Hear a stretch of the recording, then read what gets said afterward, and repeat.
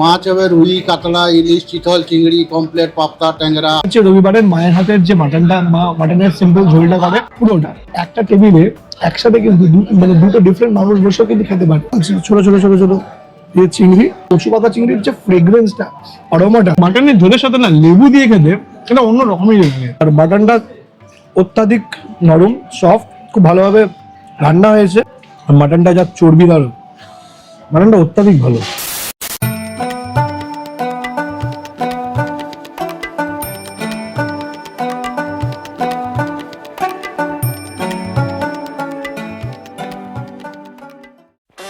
Welcome back to our new video of eat like a bong. So আজকে আমরা একটা special video cover করতে চলে এসেছি। আজ থেকে প্রায় 6 বছর আগে আমি এই পার্টিকুলার জায়গাতে এসেছিলাম। আমার সাথে ছিল মৈনাকদা আর শুভ্রদা।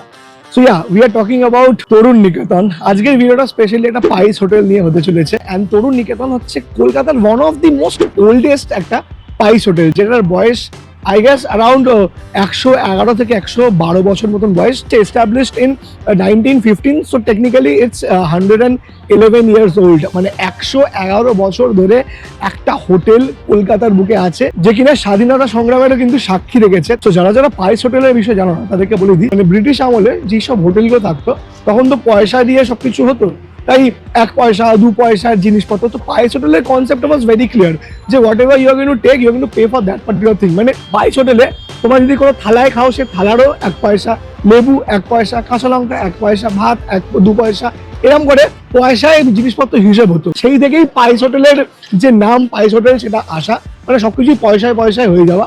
এখন সেটা আর পয়সায় হয় না, এখন টাকায় জিনিসটা কনভার্ট হয়ে গেছে। বাট মেন যে কনসেপ্টটা, স্ট্রাকচারটা সেম আছে, that you need to pay for each and everything. মানে তুমি যদি একটা লেবু খাও, লেবুর আলাদা দাম, পেঁয়াজের আলাদা দাম, ভাতের আলাদা দাম, ডাল, সবজি, আলু ভাজা যাই নেবে না কেন, ইন্ডিভিজুয়ালি প্রত্যেকটা জিনিসেরই কিন্তু আলাদা আলাদা দামে আছে। আরো কিছু পাইস হোটেলের বিশেষত্ব আছে, সেটা চলো ভেতরে গিয়ে বলছি, কারণ আই গেস আমাদের কলিং এসে গেছে। তাই আর ওয়েটিং না বাড়িয়ে চলো ভেতরে যাওয়া যাক, এন্ড লেটস গো।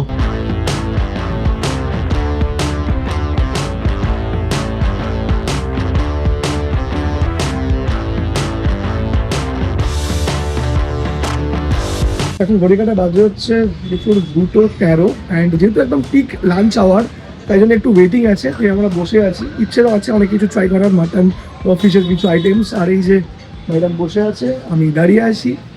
আরও আমাদের সাথে 1-2 জন আছে, আমরা ওয়েটিং আছে। ওয়েটিং ছিল অনেকজনেরই, প্রায় 7-8 জনের ওয়েটিং ছিল, একটা বড় গ্রুপ। হ্যাঁ, আপনি ক্লিয়ারও হয়ে যাচ্ছে।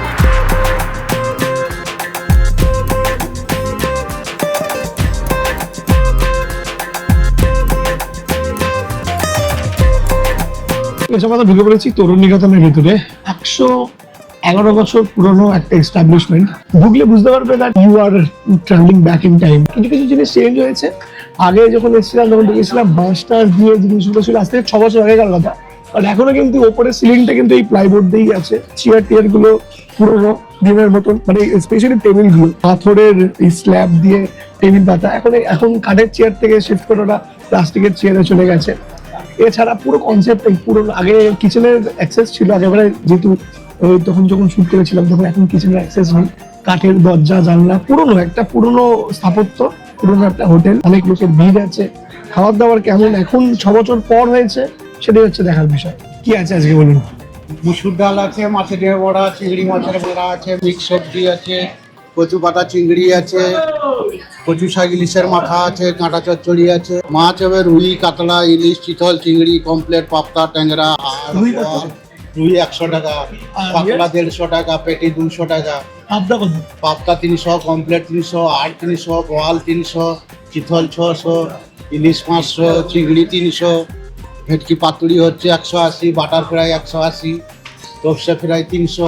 পাইস হোটেলে কিন্তু একটা জিনিস হয় যে একটা টেবিলে একসাথে কিন্তু দুটো ডিফারেন্ট মানুষ বসেও কিন্তু খেতে পারে। মানে এই পাইস হোটেল তো বেসিক্যালি হচ্ছে এই কাজকর্ম, যারা কাজ করে তাদের জন্য, তারা এসে জাস্ট টিফিন টাইমে কিংবা লাঞ্চ আওয়ারে এসে তারা খেয়ে চলে যায়।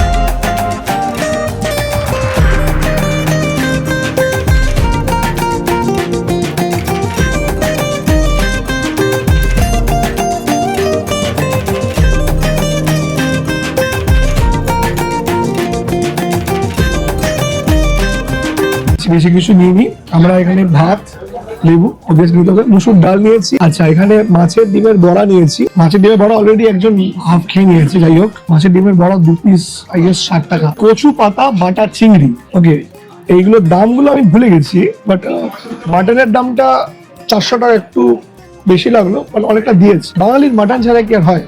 তার সাথে আমরা একটু রুই মাছও নিয়েছি, যার দাম আই গেস 100 টাকা না 150 টাকা কত বললো। তো আর কথা না বাড়িয়ে চলো খাওয়া দাওয়া শুরু করা যাক। শনিবারের দুপুর, অলরেডি ঘড়ির কাঁটা বেজে গেছে 2:45, ঠিক আছে।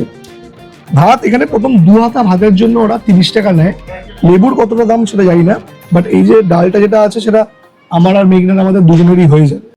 প্রথমে একটু ডালটা দিয়ে ভালো করে মুসুর ডাল দিয়ে ভাতটাকে মেখে, আর ডালের সাথে একটু লেবু না হলে কি আর চলে।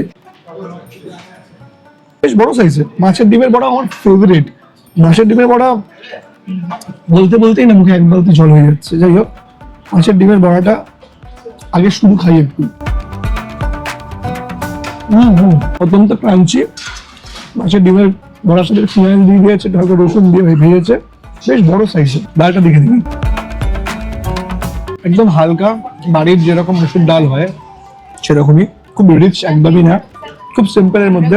ডালের সাথে মাছের ডিমের বড়া, এই কম্বিনেশনটা কিন্তু ব্যাপক লাগে। মাছের ডিমের বড়াতে দেখো কাঁচা লঙ্কা, পেঁয়াজ সবকিছু কিন্তু দেওয়া আছে। আউটসাইড লেয়ারটা প্রচন্ড ক্রাঞ্চ। তরুণ নিকেতনে এসে একটা জিনিস বুঝতে পারছি যে আমরা চ্যানেল আমরা কতটা এগিয়ে এসেছি। আমরা তরুণ নিকেতন কভার করেছিলাম আজ থেকে 6 বছর আগে, 2020-তে। We are sitting in 2026, কিছুই চেঞ্জ হয়নি অ্যাকচুয়ালি। বুক প্রাইসটা কিছুই চেঞ্জ হয়নি, বাকি খাবারগুলো কি বলতে পারবো যে খাওয়ার কতটা চেঞ্জ হয়েছে। মাছের ডিমের বড়াটা আমার ব্যাপক লেগেছে। নেক্সট আমরা এবার ট্রাই করতে চলেছি কচু বাটা চিংড়ি। এই যে অর্ধভোজন, এখানে তাই অবস্থা। মানে কচু পাতা চিংড়ির যে ফ্রেগ্রেন্সটা, অরোমাটা ওইখান থেকে আমি পাচ্ছি। কচু পাতা চিংড়িটা, কচুর শাক, চিংড়ি মাছ, এই যে আচ্ছা ছোট ছোট ছোট ছোট এই চিংড়ি। কচু পাতা চিংড়ির যে অরোমাটা অস্বাভাবিক ভাবে ভালো, ব্যাপক ঝাঁজ আছে। খেয়ে দেখা যাবে, ব্যাপক খেতে। খুব ভালোভাবে কচু পাতাটাকে ফ্রাই করেছে। পুরো রান্নাটাই কিন্তু সর্ষের তেলে করেছে, যার জন্য সর্ষের তেলের একটা বেশ ভালো ঝাঁজ আছে। তার সাথে পেঁয়াজ রসুনের খুব ভালো করে কষে রান্নাটা করেছে, তার জন্য পেঁয়াজ রসুন তেল দিয়ে কষা একটা ফ্লেভার, তার সাথে কচু পাতার শাকের যে অরোমাটা মিশে গেছে, তার সাথে মানে চিংড়ির তো একাই রাজা যাকে বলে, পুরো খাবারটাকে ধরে রেখে দিয়েছে। One of the best kochu chingri you can try in Kolkata. আমার হাত দেখে বুঝতে পারছো যেটাতে কতটা তেল আছে। এন্ড কাম অন, যে বলো না প্লিজ যে এত তেল দাদা, বিকজ ভাই তেল ছাড়া রান্না হয় না। তেল ছাড়া যে কোনো রান্না বেশ ভালোভাবে তো হয় না, বা এটা দিয়ে পুরোটা হাত খাওয়া হয়ে যাবে। অসাধারণ খেতে। অ্যাকচুয়ালি এখন আমি ভাবছি যে রুই মাছটা না নিলেও হতো। এখান থেকে একটু রুই মাছ এর ঝোলটা নিয়ে নিই। একটা আলু, রুই মাছের সাইজটা কিন্তু বেশ বড়, একটা পেটি সাইজ দিয়ে দিয়েছে, বেশ বড় সাইজের একটা পেটি দিয়ে দিয়েছে। পেটির দাম আলাদা, দাদার দাম আলাদা, ঠিক আছে। ওটা প্রত্যেকটা জিনিসেরই দাম আলাদা আলাদা। পাইস হোটেলের এটাই বিশেষত্ব।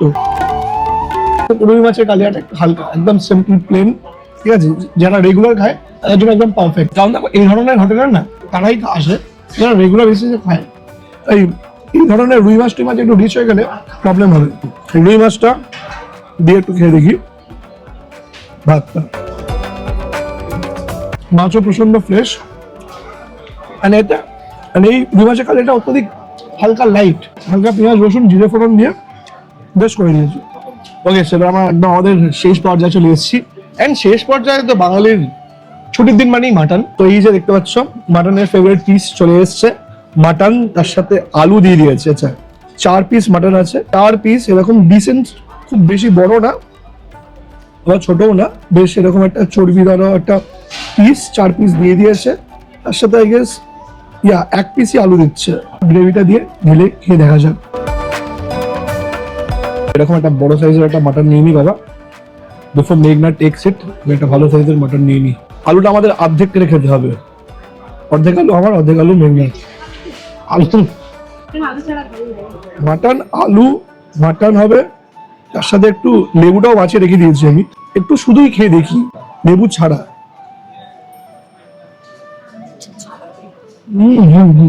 রবিবারের মায়ের হাতের যে মাটনটা, মা মাটনের সিম্পল ঝোলটা করে পুরোটা, একদম রিচ না, খুব হালকাও না, একদম মিডিয়ামে।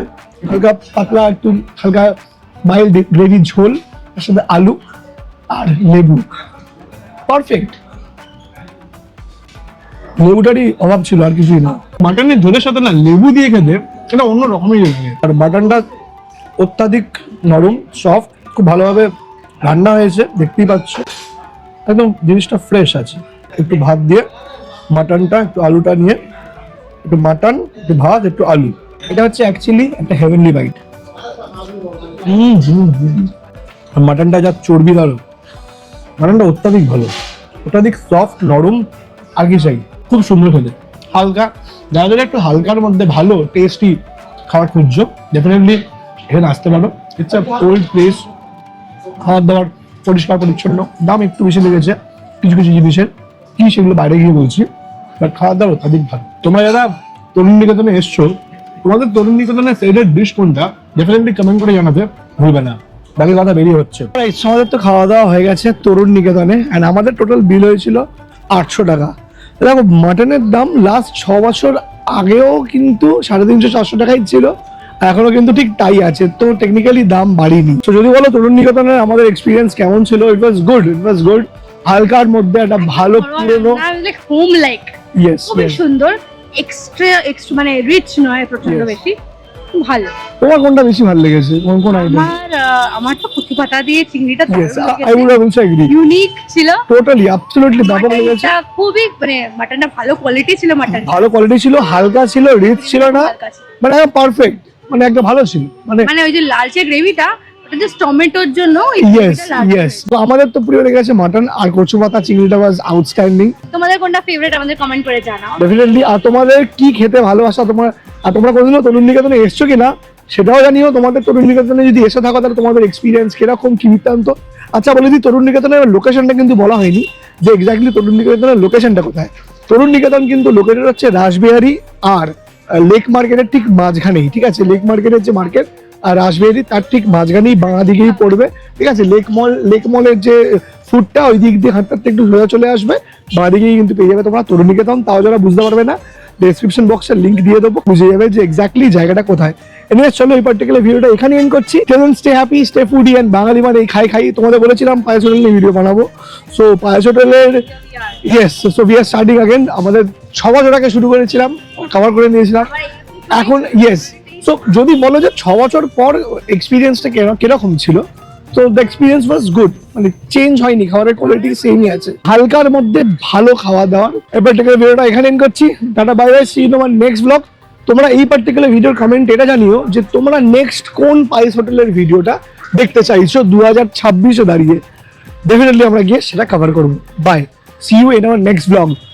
Yes, bye by.